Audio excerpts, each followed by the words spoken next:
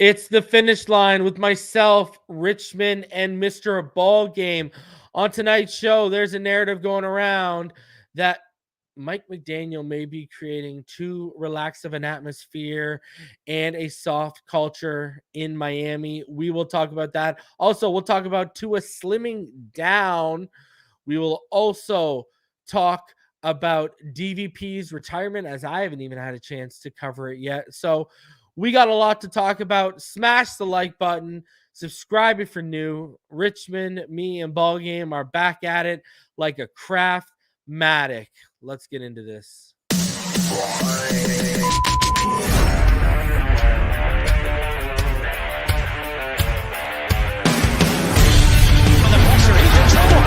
the football. Touchdown! You have got to be kidding me. Jalen Waddle has a Dolphin touchdown. And he will score. Field on the near side, that open touchdown.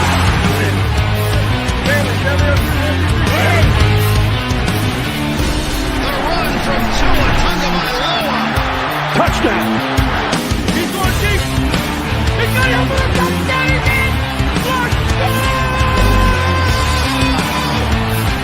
in.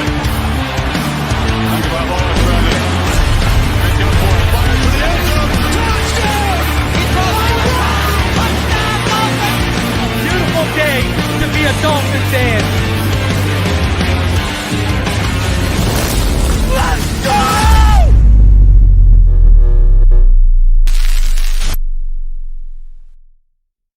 All right, huddle up. We're going to crank these engines up on one. All right? Wait, 80. Set. Drivers, start your engines.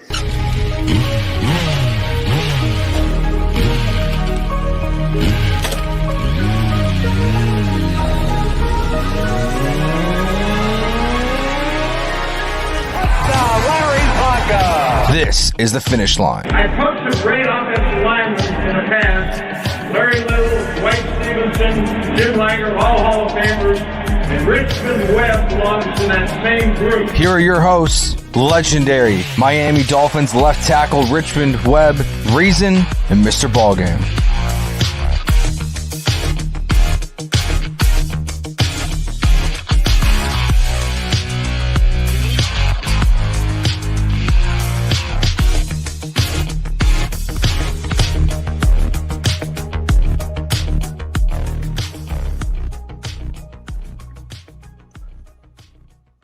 What is good, Fin Nation? What's good? It's your boy Reason. We're back here for another one after that little hiatus because your boy was sipping Miami Vices on the beaches of Punta Cana.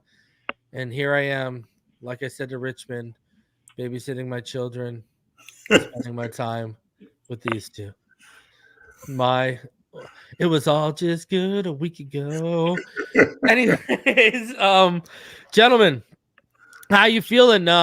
Since we last talked, football is somewhat back. I mean, we're getting OTAs, we're getting people spinning up drama, and we're getting all this discussion with Tua's contract, as it's clear Athletes First is trying to put a little pressure on the Miami Dolphins to get a deal done before training camp, which Drew Rosenhaus and Cameron Wolf are all on record of saying that they believe a deal would get done by training camp. How are you guys feeling with football back and the Tua extension talks intensifying since we last talked? Good evening. I'm good. Welcome back, Mr. Reason. I even saw you still tweeting and stuff while you were on vacation, keeping everybody in the loop. So I know everybody appreciate that. But hopefully you got time to get some rest, relaxation, and spend some time with the family. I'm sure you had a good time. Well deserved, because you work your butt off. But man, just chilling. Like you said, football is starting to kind of kick back up with the OTAs and stuff like that. And I did hear about Tua's contract, which is good. They've started the negotiations, and hopefully they can get it done by training camp, because it's one less thing you have to really. You can just focus on playing, and that's behind you. So I think hopefully they will get it done. And then other than that, watching playoff basketball and That's about it. But man, I'm good. Glad to be back on the show with you and Mr. Ballgame. Mr. Ballgame, how you doing, sir? Hey, bro. I'm actually good, man. Best time of the year for me because I see all of the hoopla and all of the crazy takes come out, and I just get to sit back and just say, you know what, people can do this because they got to do what they need to do to, you know what I'm saying, generate some type of buzz and get people listening to them and this, that, and the third. But the only people know what's really going on is the ones that sitting at the table across from each other negotiating what's going on with Tua. And I mean, I know that the Dolphins have said time and again that he's their guy, and they'll go through the process of making sure that the deal that they do give him is one that's suitable and best for both sides. They're not trying to screw him out of any money. I believe that 100%, but they want to make sure they have some protocols in place that are going to protect them in the event something goes wrong because this is still a physical game, and no quarterback is guaranteed their health. So it is what it is. I think that's a smart move on both parts to come to the table and hash out all of this now early, right? He's already signed the extension. I mean, the 5th year joint, so he's contractually obligated for the next 2 seasons anyway. But if you get something done now, then you actually even in a better position to provide yourself some cap relief. So I'm not gonna listen to the, you know what I'm saying, the people that want to have all these extra other stuff attached to what's really going on. This is just business, I think, in terms of how they're going about doing it and being doing their due diligence, which is smart on both sides. I don't have a problem with this at all. And as far as everything else, man, I think it's all par for the course, right? I mean, this is an exciting time because the buzz of the NFL is back. You know, OTAs is always a good time. I like the fact that Jordan Brooks is in attendance for he's Hold Jordan up, Brooks is in dog. attendance. Look at this guy. Hey, Casually giving his takes while Hold up, dog. he's waited on over here, eh? For me, smoke first come from behind the curtain, man. What's up with that, dog? Hold up. You know, Why be able to see one play when there's 3 of us? That's what I want to know. oh well, you know. Let me if I check had- behind my green screen. Is there anything back there? Well, you know, I when we'll get into deeper this conversation about Mike, man. But I have a Yeah, you want to eat. We know where you're at here. You're trying to wrap it up all of a sudden. I have a different theory than most in regards to that. So this is good to be back, man. So let's get to it. Yeah, as he gets to it. I like that. Double entendre from Ballgame. You know, I mean, some good points have been made that, you know, I've either read or made myself on the show. One of them I've read that was a good point is, you know, a couple of people have talked about, like analyst wise, have talked about this. Like, we've spent this offseason like we're going to pay Tua. So it's coming. It's not a matter of if, it's a matter of when. Now, here's where I'm at. And I don't know if you guys see, I want to get your guys' thoughts on this actually as we stick on this. Because really, since I've been back, it's been your boy Solo Dolo. So let me hear your thoughts on this one. You guys have heard the rumblings of Trevor Lawrence and how Jacksonville's trying to get an extension done like ASAP. Like Doug Pearson's even talked about how, and it's 50+ million. And I don't know if you guys have seen the numbers, but when you put up Trevor Lawrence over the last 2 years side by side with Tua Tagovailoa, it's night and day. When you put him up over the career, Trevor Lawrence has played one less game than Tua. Tua has over 20 more touchdowns, far more yardage, is beating him in every major statistical category. We're talking about a guy who's in the 12 to 15 discussion if you really want to break down the position, not a guy who is in a top 8 while Tua's in the top 5 to top 8 discussion. If he comes in at 50 million, that does not help your cause. Like, this is starting to get to the point where Greer, get it done, because this is going to keep creeping closer and closer to resetting the market if someone like that makes that kind of money. Well, I think Jacksonville's smart because I think they do realize that if they don't get out in front of this and they get caught behind where Tua is going to serve, then they're going to wind up having to pay way more money than they feel. Because the cap goes up. Yeah, and the cap's going to go up and all those different things. So, that's a smart business for them in terms of what they're looking for and for their organization. But I think the way this money is, I never liked it, but there's no denying that these quarterbacks are going to be making astronomical salaries here coming soon because, regardless, how I feel about it, like I said, it's the most dependent position.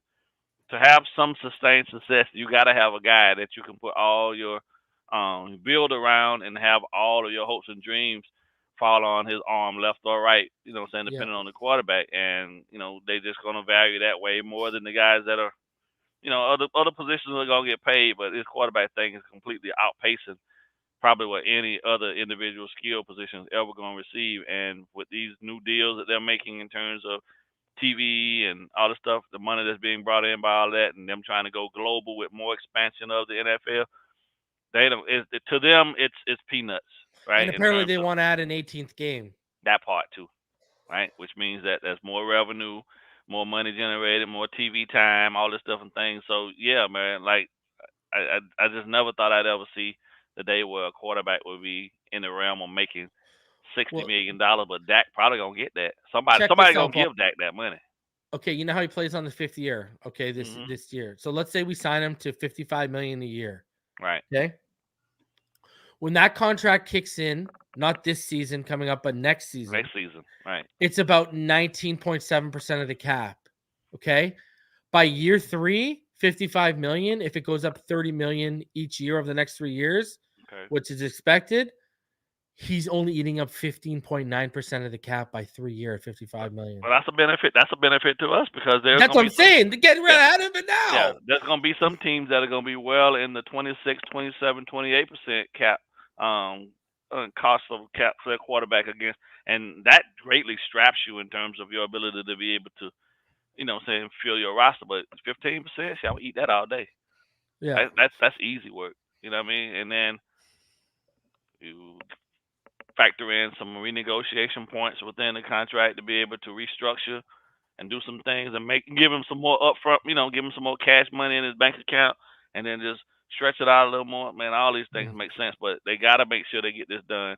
It has happened this year. And I think it needs to happen somewhere prior to the first game. So that gives them roughly 2.5 months to get it done, right? Yeah. Which is still a lot of time, but there's a lot of other quarterbacks that are going to be dealt with too. So as those guys start to sign deals, that number just keeps creeping. Because then you have to look at the valuation in regards to where he is against those guys. And if Trevor's going to get, let's say Trevor gets 40, 44, 45. Well, Trevor probably going to get 50. No, it's going to get 50 plus million. It's already come out that they're going to play him 50 plus million. So Trevor gets 52. You can't, no one's going to be able to stand in front of Tua and argue with Tua that he don't deserve at least 57. Yeah, that's what I'm saying. Like, that's what you're getting into this. Listen. It's crazy, bro. It's crazy. And I know Richmond's sitting here because let's take you back to August 91. Dan Marino became the highest paid NFL player ever when he signed a 5-year deal with $3 million signing bonus and a total of $23 million guaranteed. Peanuts. That's not even half of the guaranteed money. These guys are looking for 40 to 45 million guaranteed per year now. Peanuts now, man. That's they're crazy. Gonna get it. It's just the numbers keep going up, and believe me that I'm sure that probably Tua and Trevor Lawrence are talking. All the guys that got contracts coming up, they're talking. They might not go too much into specifics, but I'm sure their agents are probably in contact.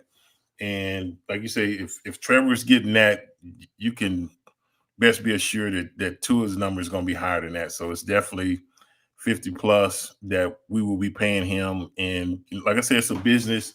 I think Chris Green, I think they know.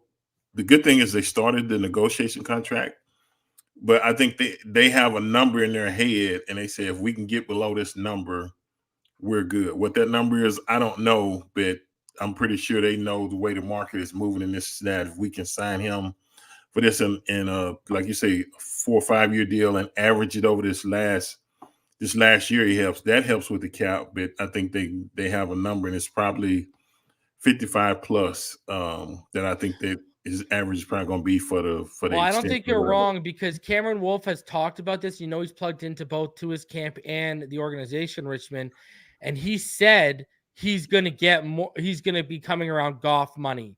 So if Cameron Wolf is saying that, the team has probably come to terms with that, and so has Tua's camp. Where I think we're lying into is the difference in total guarantees and actual guaranteed money and the playtime incentives that are being worked into this, because agents, especially for quarterbacks, they're going to scoff when you try to put playtime incentives, and it goes back to Ballgame's point.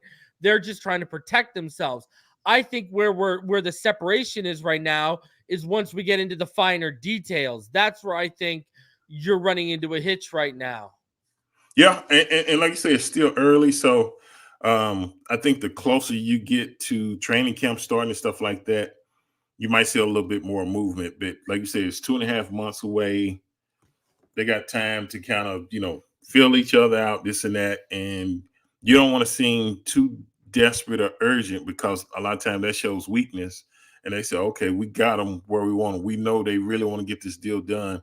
We might be able to squeeze a little bit more out of them. So, you got to be able to keep your poker face on and play it. But the good thing is they definitely want Tua here in Miami. They think he's the future, which is good. It's always good to be negotiating from that standpoint rather than we really, do we want to extend him or not? Should we do it or not? So, that's one good thing. So I think it'll be good for both parties. You just got to get through the negotiation process, but I think it'll get done. It wouldn't surprise me if they're coming back to the table with a your thing. You got to put your thing down. It wouldn't surprise me if they're coming to the table, his representation with the contract very similar in verbiage to what Daniel Jones has, but the numbers is this different.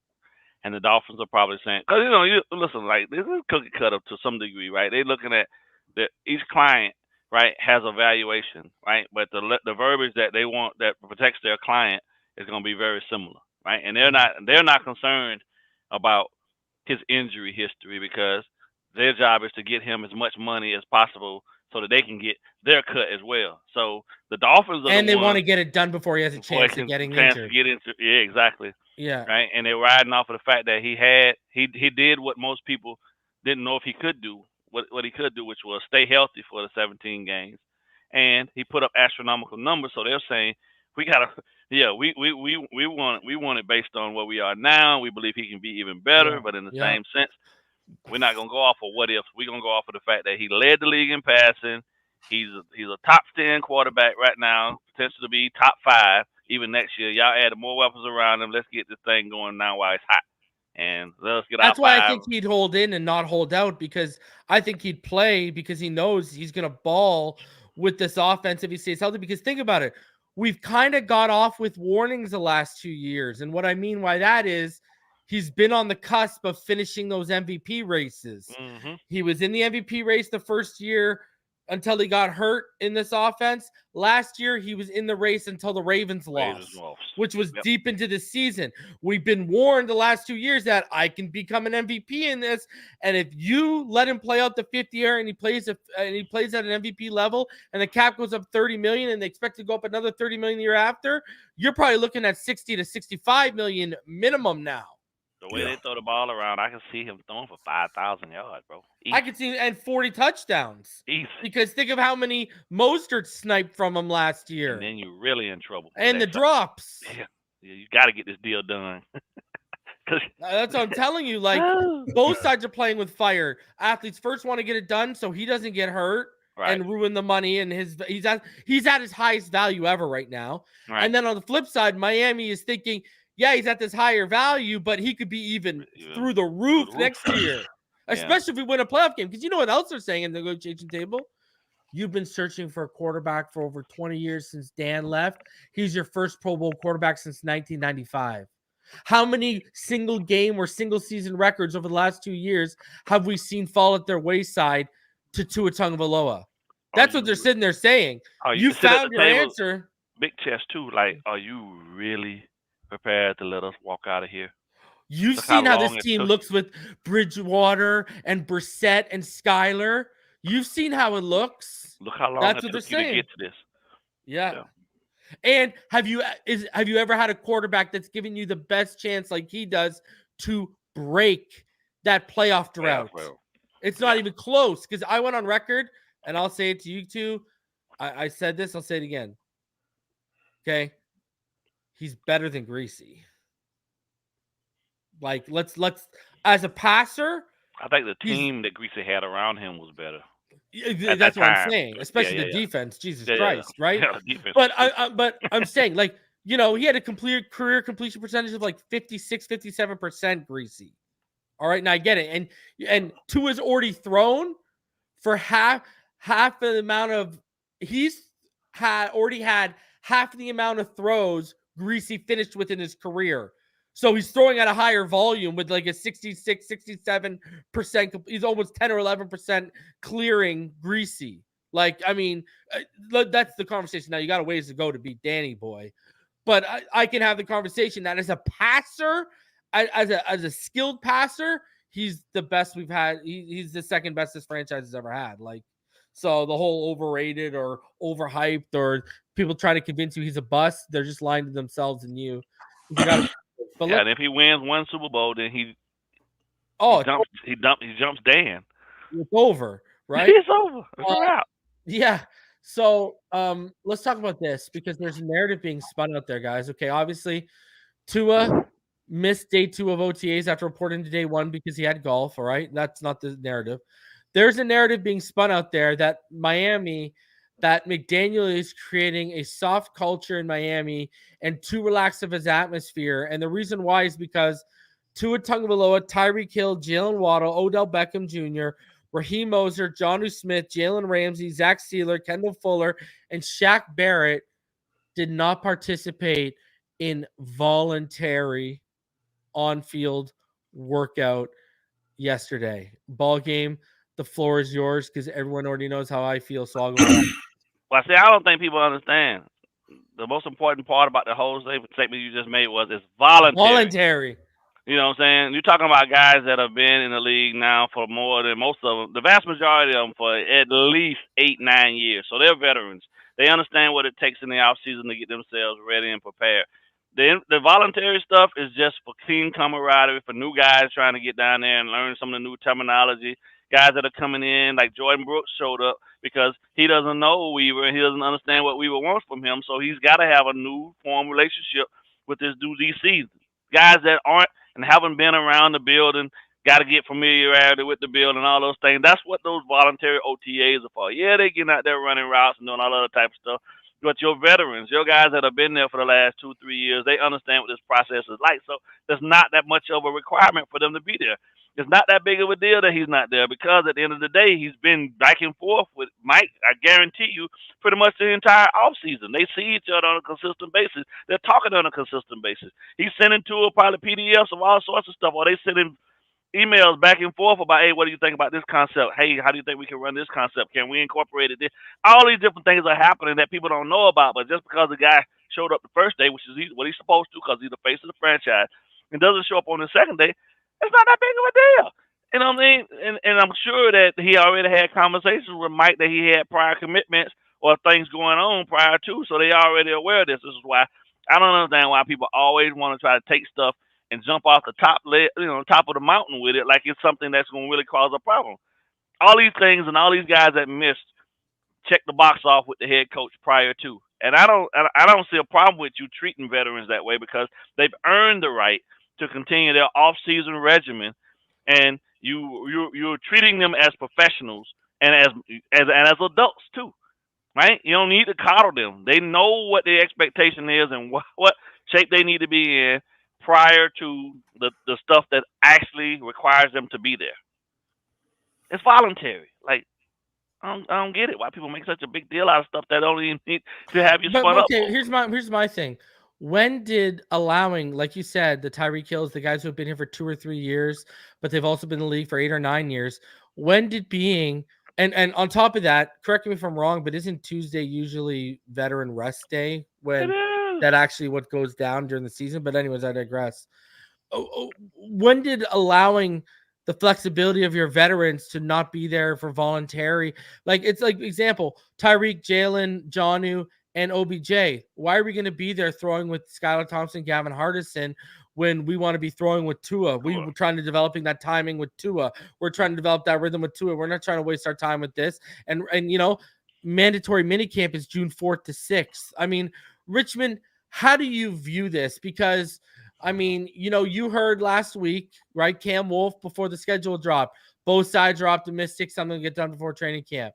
48 hours later, he skipped chunks of OTAs when he's got to travel all the way to California to work with 3D QB, on top of we've already seen receipts of him being at OTAs scattered since April throughout social media. And then when that doesn't work, 48 hours later, what's the new angle, Richmond? He's rejected an offer. It seems like these negotiations are becoming a little bit public. And because of that, people are trying to spin any little thread they can get into that narrative. When I read the list, Richmond, over 10 players didn't show up. But you've been coached by Shula. How would you view this? Do you see this in any way, shape, or form as McDaniel creating a soft or too relaxed culture in Miami?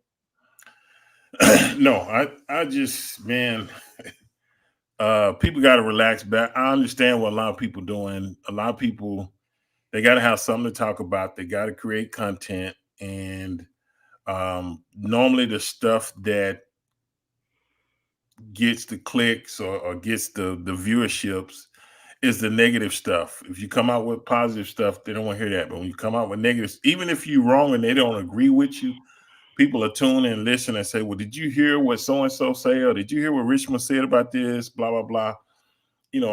More negative stuff moves the needle than positive stuff. So Tua, Waddle, Tyreek, those guys, they all work out in the offseason together. Know the offense is nothing to be concerned about, but people that really don't think about it, they'll get all up in arms and get upset and be like, well, why is he there and this and that? And, nobody said anything when he was, working out, bulking up his body last year. And like you say, he cut weight this year. And like last year, I think that's what the organization wanted him to do. So the good thing, I think, with Tua and the rest of those guys, Mike McDaniel has a great communication relationship with them. So they don't pay attention to what's put out, in media or whatever. They got a good relationship. And like you say, they go play golf or they go do this and that. It's voluntary. You have enough of these OTAs or whatever that's mandatory, whatever, mini camps or whatever, to where they're going to be ready to go. I think that's the mindset. I don't think, the Dolphins organization is one of these that just everybody just kind of chilling and laying back and say, it doesn't matter what happens. We'll show up on game day. That's not the attitude. So it's just clickbait. It's just people trying to get viewership and stuff. And a lot of time it works on most people, but I don't even pay attention to it. It's just nonsense.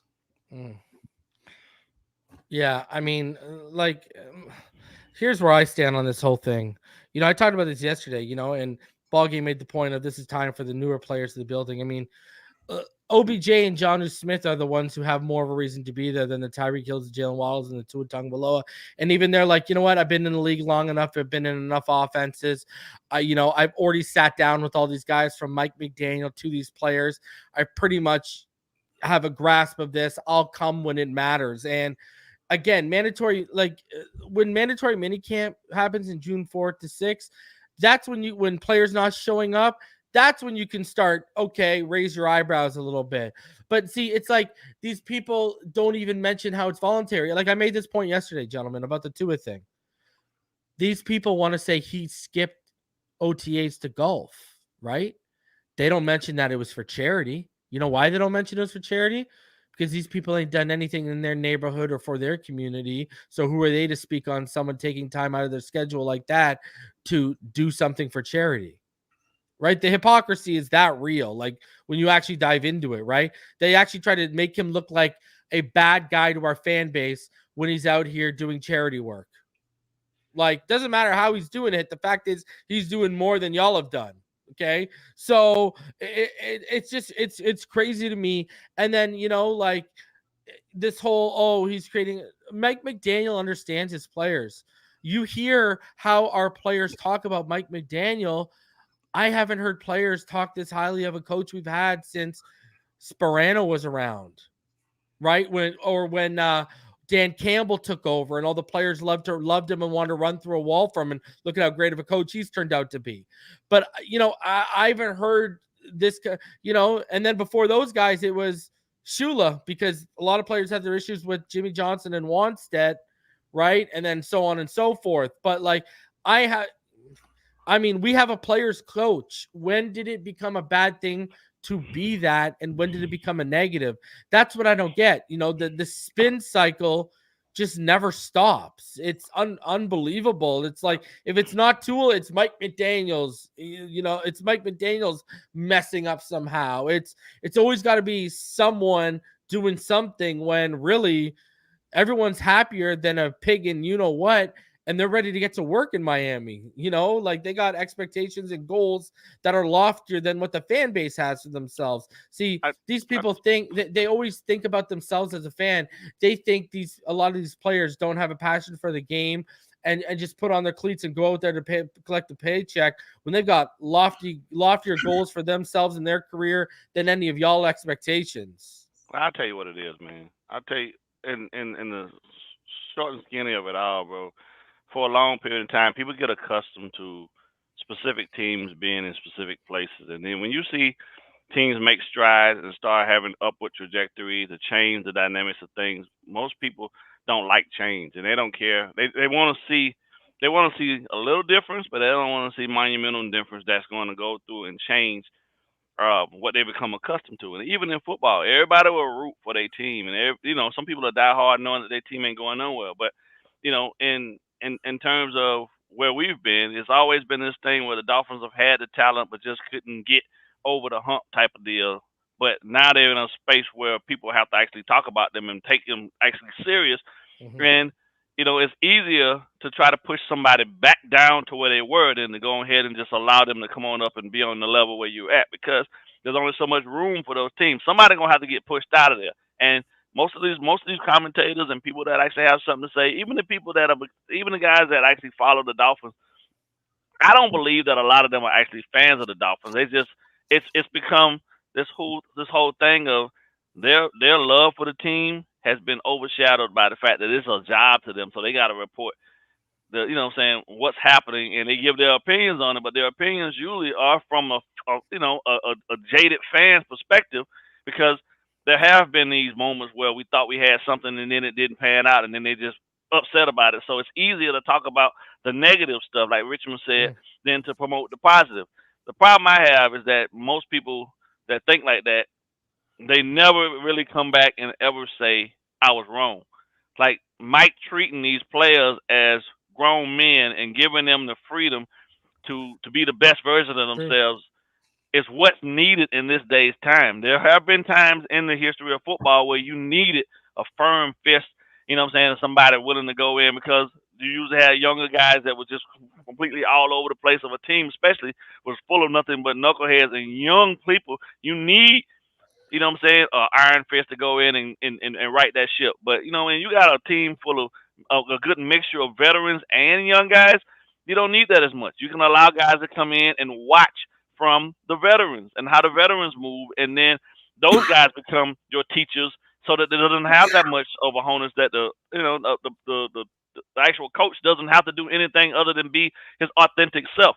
And him forging relationships with these guys, all that does is make them want to go out on the field on Sundays and play even harder, because they don't want to let him down. He's become someone that they look up to, that they admire. They know how much work he put in. So that all translates down to them going back out there on Sundays and doing the same things. The problem is that people don't understand how intricate that is and how necessary that is in football. It is all about trust. As a coach, if my guys don't trust me, my guys aren't going to go out on the field and 100% give me their best. I don't give a shit how great of a player he is. If he don't trust me when I'm making this call, or I'm asking him to go out there and do this thing that I know only he can do, it's a problem. But I think Mike has put himself in a place where these guys trust him, and he can trust also that they're going to be ready when the time comes. Look at this ignorance. I don't care about charity. I want a Super Bowl straight up. So hold on. You think, hold on. Think about this. You think an OTA voluntary on-field session on May 21st, because it was yesterday, is going to be the difference between making and or breaking our season? Nope. Like, see, that's the mentality these people are. They put more expectations on these on these athletes than they have on their own selves in their own damn lives. Yeah. Right? Like, think about that. I don't care about charity. I want a Super Bowl. So you think OTA, voluntary, on-field sessions on May 21st is going to be the difference between this team winning a Super Bowl and not? Like, tell me you've never played football or organized sports without telling me you never played organized sports. The person that just made that comment basically just saying that, it's more important to win a Super Bowl than be a good person in your community. Well, I mean, we didn't even go into those depths, but ding, ding, ding. I'm a hitter. You ain't lying. I'm a straight shooter. That's what You it ain't said. lying. It's better to be.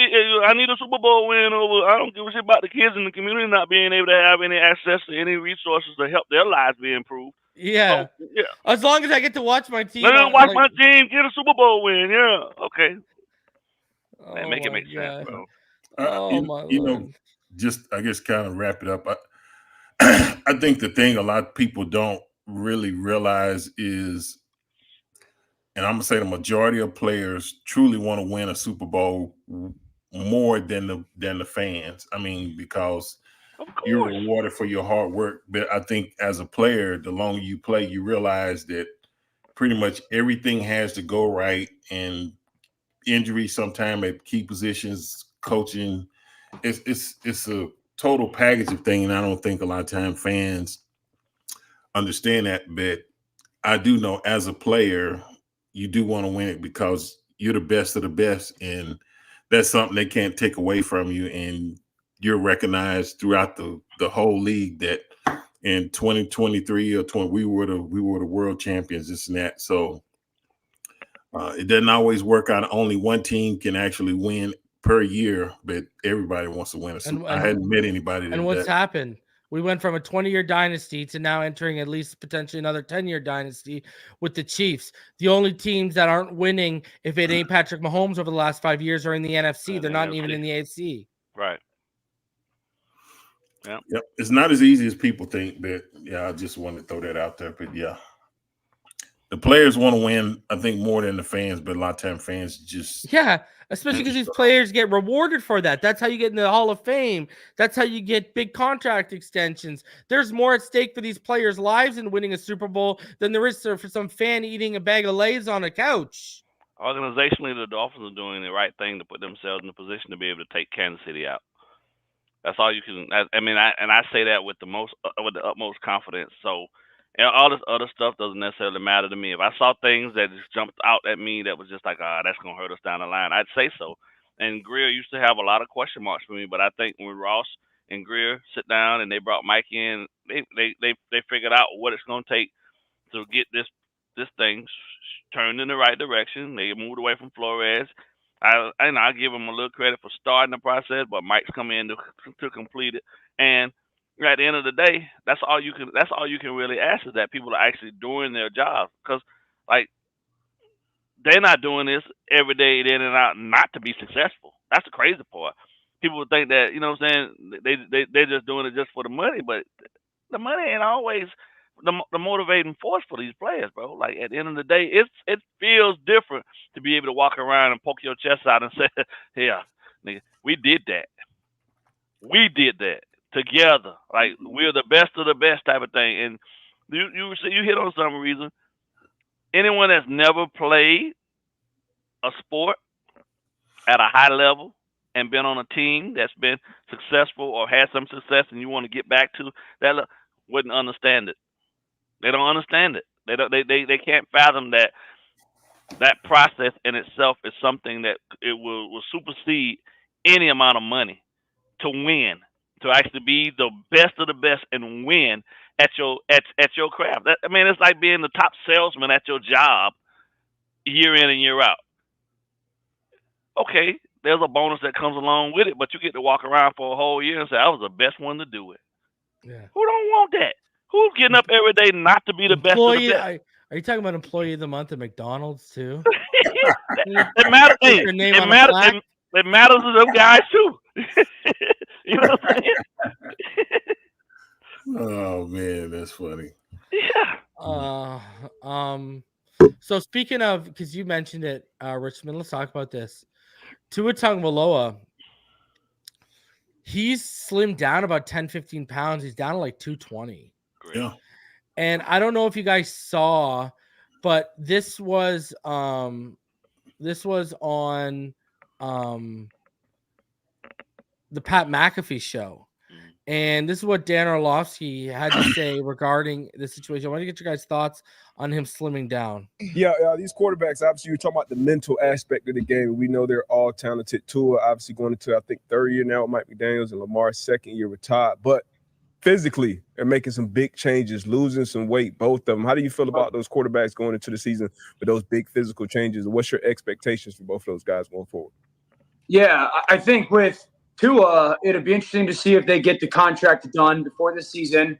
You know, I remember last year there was a conversation around Tua because he added the weight, and it was a little bit in regards to trying to become as, durable as possible coming off of the concussions. And it was, he hit the gym hard and tried to add some weight to absorb some of those hits. And maybe it's because it seems that, maybe the jiu-jitsu or whatnot really did help, I guess, when it comes to his ability to fall and whatnot and take some of those shots. And now he wants to become a little bit, because the one part of Tua's game that I think hasn't necessarily shown up or translated as much in the NFL as it did in college was Tua in college was this really sudden guy in the pocket. It was this twitchy, sudden. Okay, so let me get your thoughts on this, okay?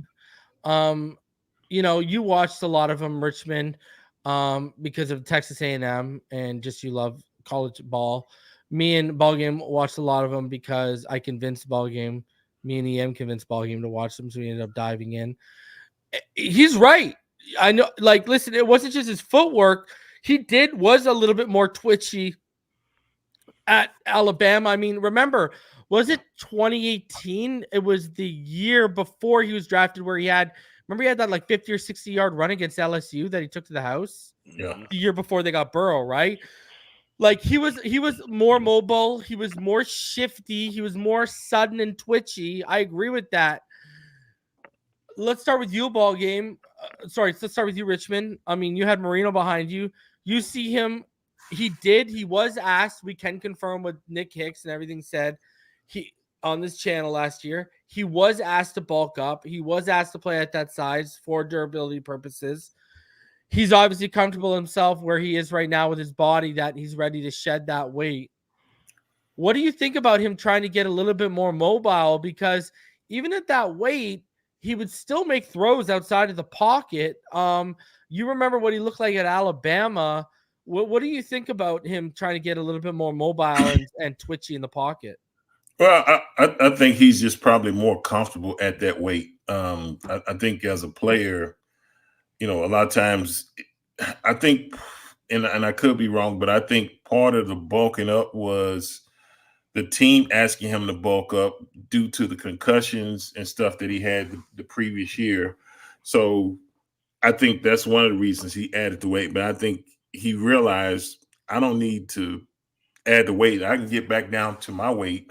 I just got to make better decisions. I got to figure out when to slide, when to get rid of the football, this and that. If the play is not there, we can always, you're not going to be able to score on every play. So just playing smarter football, making smarter decisions rather than, trying to hold the ball to the last minute and saying, I can still make this throw. Sometimes you got to protect yourself. So I think he's matured in that area as far as his decision-making process. So long as he's made progress there, so long as he does that and the offense, he knows that. So it's never a question that I think it was just at times, and he shocked us maybe a couple times last year, but he would run, and then rather than just slide, he would sometimes try to run over. We don't need you to do that. We just need you to run, slide.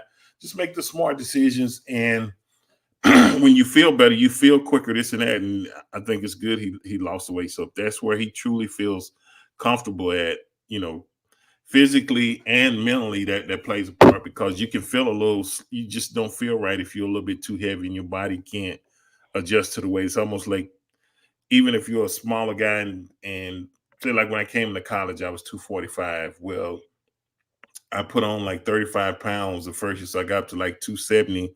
But I was just I was redshirted. So, but if I had to play, it would have been tough because you add too much weight too quick. You're gonna feel your body got to adjust to it. So if his body feels better at 220, just makes perfect sense. I think it's just making those decisions, and you'll see that quickness and that snap come back. And it's one more thing that defense coordinator is going to have to deal with. So I love his take on it, and it was some valid. I like him because he's pretty much more level headed. Most of the time I listen to him, he's more spot on rather than just saying something and you be like, where did you come up with that, or where the hell you get that from? But yeah, I like Dan. So yeah, I agree with what he said. I thought it was a good take. What do you think, Ballgame? Well, I think we're dealing with a young man who is now a grown man and realizes what he needs and where he needs to be the best version of himself. I think, the weight gain last year, when you gain weight, if you're looking to cut weight, you can always cut down and bulk up in terms of muscle, right? And for him to be what he was last year and then cut weight down. Now at this point, I think it has a twofold, right? He can still gain his agility and still gain his elusiveness, but he can still be as strong as he was because I know he probably hitting the weights too. I think that's a smart move, right? And then in regards to him being heavier last year, I attribute a lot of that to him just putting himself into a space where he's providing himself extra protection because we didn't know the status of what the offensive line was going to look like. But if he did get hit, it wouldn't hurt as much. Like, that's just smart. I think that's just him being a professional and saying, I can still perform at this level, but now at this point, I trust my line up front. I trust my mind. My head is right. So let me get my body right so I can be all together, right? And be the best version of myself on the field. And I think it's a smart move, right? Because he can get back the last element, the hip. Probably mentally for him, that whole hip thing is gone too. So now I want to complete the process and get back to where I'm most comfortable. And why wouldn't you want him to be in a space that he's most comfortable, where he can still go out there and perform at a high level and feel the best? Because if he feels the best version of himself, he's probably gonna play the best he's ever played too. I mean, that's just grown man business. I think that's how grown men go about really evaluating where they are and what they need to do to be the best version of themselves. And I'm always about that. Like, yeah, bro, you don't want to be out there at 230 some pounds sluggish if you can be at 220 and be unstoppable. You know what I mean? Like, that's smart. Yeah. All the way around. That's a grown man decision. That's a business decision. Yeah. So. I agree. All right. Continuing on here. Erik Ezukanma, guys, he was back at OTAs making plays yesterday when the media was there, doing a lot of short stuff, slants, et cetera, et cetera. My question to you is, guys, with OBJ added as the third receiver, with Braxton Berrios re-signed, with Malik Washington drafted, with River Craycraft being one of the favorites of Wes Welker and Mike McDaniel due to his experience in the system, is this a case where it might be too little too late for Ezukanma? It could be, but I love the way he's approaching it. I think, I think he understands that he was hurt, missed a lot of time, and that's one of the deepest rooms on the whole team as far as a wide receiver. So you already know what you're walking into, and the way you got to approach it is, I'm going to give everything I can. Even if I don't make this team, I need to get some film to where even if the Dolphins ain't able to keep me, and I understand why, because it's just too much depth there. It's a possibility you can catch on with another team. So you got to work like, even if it's not here, I'm going to be somewhere in the NFL. So I love the way he's approaching it. He's here for the voluntary, this and that. And he's willing to do whatever they ask him to do. And I think I saw something where I think Mike McDaniel kind of referred to him as like a Deebo Samuels type guy that he would like to use him as. But he's like, man, whatever, as long as I can get on the field, I'm on this team, I'm willing to work and put the work in. And I think he's got the right attitude. But even if he can't make it, I don't think it's a slight on him. I just think it's just deep in that room. But I think he has enough talent and ability to catch on with someone else. So that's the way a lot of times you got to approach it, because if the cards are stacked against you, you just work, get film and hopefully another team says, well, we can sign this guy because he can help us. I think that's the way I would approach it. It's always about the business, man. I think at the end of the day, you're right, Richmond. Him approaching it as a grown man in terms of, you know what I'm saying, come out every day and work hard regardless of some outcomes you can't control. So, you know, and it's unfortunate that he got hurt, but, you know, he could very well, you know what I'm saying, just through sheer will and effort, go out there and make it hard for them to decide to keep some of them other guys that they drafted and brought in, too. So, you know what I'm saying, the ink is not dry on the, you know what I'm saying, at any point on the roster. So he's definitely probably going to be with showing up early, putting himself into a space that he going to at least make people think about, you know what I'm saying, the possibilities of holding on to him instead of letting him go. And that's how he has to mentally prepare for that. Like, I'm going to make this thing so hard on them that it might have to be somebody else get put up, you know what I'm saying, go to the practice squad or whatever the case might be. You know what I mean? And even if the guy do get there, you know what I'm saying, if they, you know, they can safeguard the kid, you know what I'm saying? Maybe those young guys just not ready yet, but at the same time, the ink's not, like I said, the ink's not dry on the paper yet, and the roster's not complete. I mean, the roster's not finished. We know a couple slots are already taken, but it is what it is, man. Fight, young man, fight. It just feels like it's an uphill battle. You know what I mean? It is. It is. Unfortunately, you know, but that's just the nature of the business. Like, you know, I don't think he anticipated being shut down for an entire year, but he had an injury that pretty much put him in that place where they were looking to say, you know what, we don't want to make this worse for you.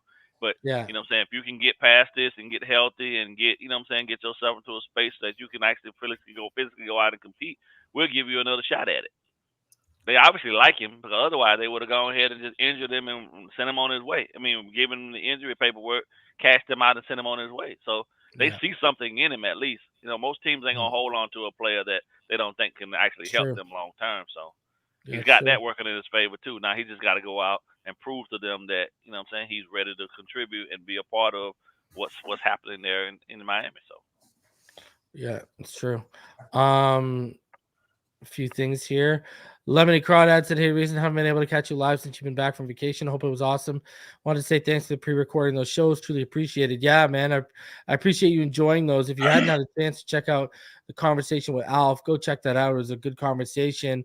Hey, man, that's what I'm going to try and do when I go away. Have shows lined up for you so the channel isn't just dead. You know what I mean? So, and I've been busting my hump since I got back. I've been live every day since I got back. So, Knight says, thank you guys for the show. All the hard work, Richmond, for Hall of Fame.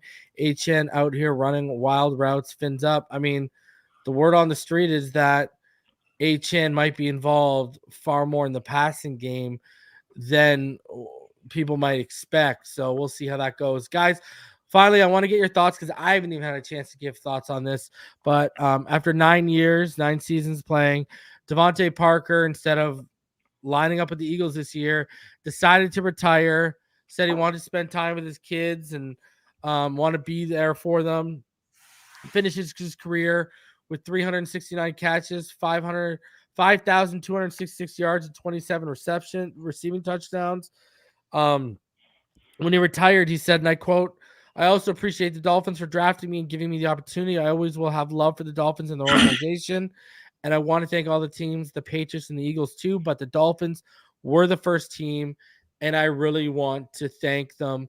Listen, I remember I was pretty hyped when we got him coming out of Louisville, a guy whose injuries just never let him get anywhere near to what his ceiling could be. Now we remember the dominant game, funny enough, he had against the Eagles. We remember the dominant games he would have against the Patriots. He would give Stephon Gilmore in his prime serious issues.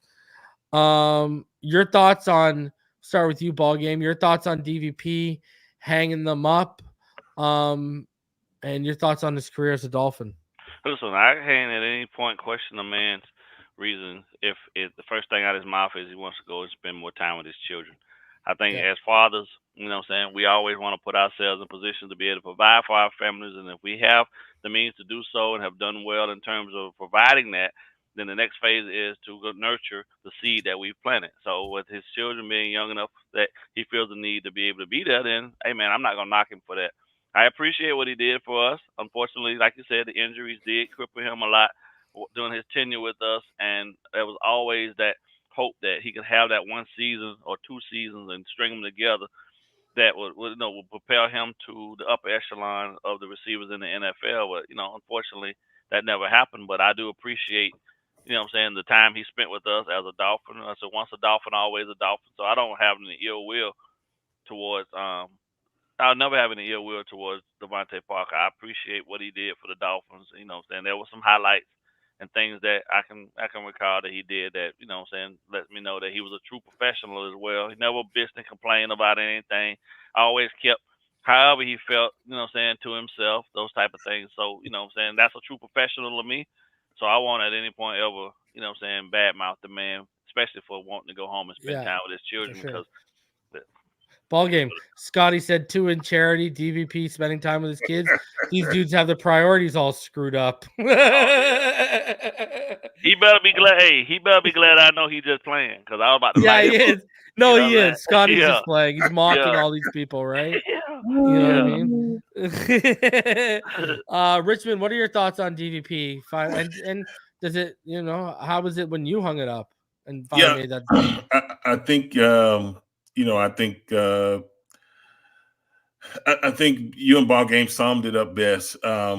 You can never knock a man for wanting to go spend time with his family. I think that's a vital role that really needs to really be more emphasis put on. I think anytime a man is willing to spend time with his family and help raise his kids, it's a huge impact. Not even when they're little, but even as they get grown. So hats off to him. But like you said, I always liked him. I thought he was, that type of player. It was just injuries caused him not to really reach his full potential. And so to able to get 9 years out of it and then continue to come back injury after injury after injury. I think the mental part of it, and then I think, you have to deal with that. And I think once he left the Dolphins, I don't think the Patriots utilized him or his numbers really went down. That mentally can mess with you. And then getting to, Philadelphia, they got a nice little receiving core as well. So he probably just said, you know what, I had a good run. I don't know if he still feels some of those injuries. That could be part of whatever, but I just think he's just a class act the way he acknowledged all the organizations he played for. He appreciated them and thanked the Dolphins, and he probably still lives here, probably has a house here. So to come back in and be able to get involved with the Dolphin alumni and do community service, I think it's just a great thing. So hats off to him. I wish him well, and nothing but mad respect for Devante Parker. So yeah, I'm happy for him. I want to say this, man, because I don't think people take into consideration that even though the game is I don't think the game is as physically demanding as it used to be when the rules were different and you could really just go out there and just beat the hell out of somebody. It's still a physical game, and the body still takes beatings. Even if, like a lot of the positions that you're asked to be in, and a lot of the interaction that happens between the offensive linemen and defensive linemen and linebackers banging in the fullbacks, those are not normal. Yeah. Those are not normal movements. Yeah. And your body over time, right? Like it's just a lot, man. Him to take 9 years, bro. Yeah. The average is what, 4, and catch is gone. Yeah. So he got double that and 1 plus 1. So that's a testament to the fact that he was resilient enough to come back and push through some stuff and still try to be professional for the organizations that he that he represented. So yeah, man, hats off to him, man. Go be a father, bro. Yeah, I salute that 100%. And something that Richmond also touched on, fans, they see you, they watch you on the IR, they watch you on the list every week, but they don't understand the mental toll it takes on a guy, especially if you're injured every year and you're going to have to go through the rehab process. I mean, Andrew Luck even talked about that as being one of the reasons why he retired. I felt so bad for him, bro. That's just it's the reality of playing in a physical sport. But all right, guys, smash the like button, subscribe if you're new. Over 600 people watching between X and Twitter, over 300 people on YouTube watching. So smash that like button, subscribe for new. I appreciate each and every one of you guys spending some of your Wednesday night with us. I'll be back tomorrow around 4:45 p.m. with Neil Driscoll for Fin Too Deep. Until then, you already know what time it is. Fins up, go Fins, whatever floats your boat. Take it easy.